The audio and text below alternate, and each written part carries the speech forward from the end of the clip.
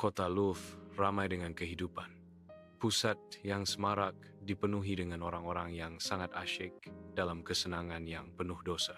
Di tengah pasar yang ramai dan pameran amoralitas yang terbuka, Nabi Luth berdiri sebagai sosok kebenaran yang menyendiri.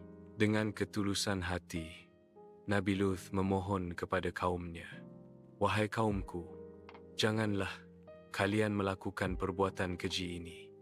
Takutlah kepada Allah dan tinggalkan jalan yang salah ini."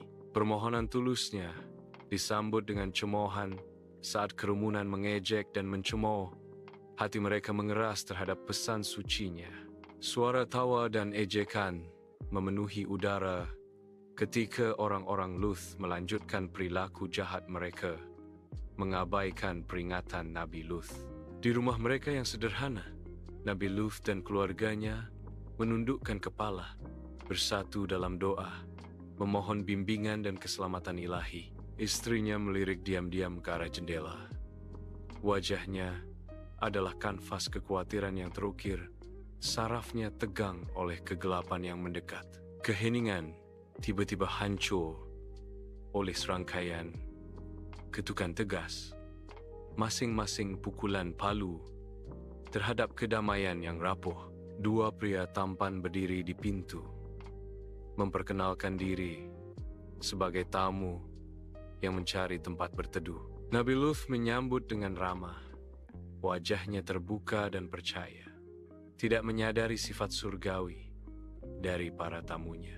Nabi Luth dengan ramah menyambut mereka masuk, tidak menyadari bahwa mereka adalah malaikat yang menyamar.